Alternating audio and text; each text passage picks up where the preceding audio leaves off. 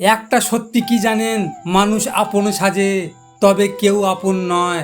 তারা শুধু স্বার্থের জন্য আপন হয়। বারবার প্রমাণ পাচ্ছি, তবুও শিক্ষা হয় না আমার সাথে কথা না বলে যদি তুই খুশি থাকিস, তবে তুই বিশ্বাস কর, তোর সেই খুশি আমি কখনোই নষ্ট করব না।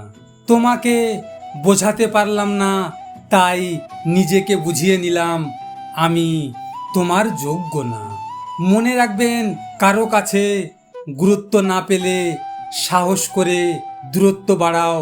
আত্মসম্মান নষ্ট করে ভালোবাসা আদায় করা যায় না।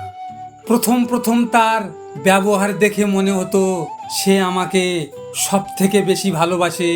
এখন তার ব্যবহার দেখে মনে হয় তার লাইফে গিয়ে হয়তো অনেক বড় ভুল করেছি। কিছু কষ্ট এমন হয় যেটা শুধু আমি সইতে পারি, কিন্তু কাউকে বোঝাতে পারি না। সবচেয়ে খারাপ অনুভূতি হলো আপনি কাউকে ছেড়ে দিতে চান না, কিন্তু তারপরেও তাকে আপনার ছেড়ে দিতে হবে।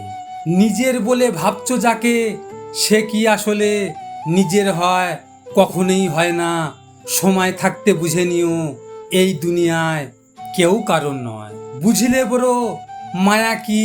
মায়া হলো কলঙ্কের মতো, একবার লেগে গেলে মুছে ফেলা যায় না। আস্তে আস্তে সব পাগলামি বাদ দিয়ে দিব। কাউকে আর শুধু মেসেজ দিয়ে বিরক্ত করব না। নিজের সুখ দুঃখের কথা শুনিয়ে আর কারো সময় নষ্ট করব না। কাউকে আর আপন ভেবে বিরক্ত করব না। চেষ্টা তো আমি কম করি নাই মানুষটাকে ধরে রাখার জন্য। কেউ যদি থাকতে না চায়, তাহলে কি আর তাকে ধরে রাখা যায় না। কেউ তোমাকে বুঝতে না পারলে তুমি বদলে যেও না, বরং বুঝে নাও তুমি তার যোগ্য নও। মানুষ একটা সময়ের পর বুঝিয়ে দেয় তুমি তার কাছে থাকলেও চলবে আর না থাকলেও চলবে।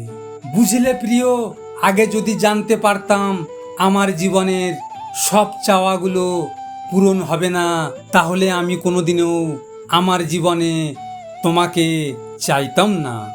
লজিক মোটিভেশনের পক্ষ থেকে আমি গোপাল।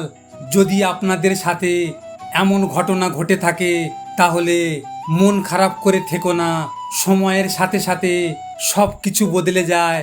মনে রেখো, তোমার জন্য ভালো কেউ অপেক্ষা করে বসে রয়েছে। ভিডিওটি শেয়ার করো তোমার প্রিয় মানুষের সাথে, অথবা যে তোমার ভালোবাসাকে অবহেলা করেছে তার সাথে। হয়তো এই কথাগুলো তুমি তার সামনে বলতে পারবে না, তাই এই ভিডিওটির মাধ্যমে তুমি তোমার মনের কথাগুলো তাকে জানিয়ে দাও। সব শেষে তোমরা ভালো থেকো, নিজের খেয়াল রেখো। ধন্যবাদ।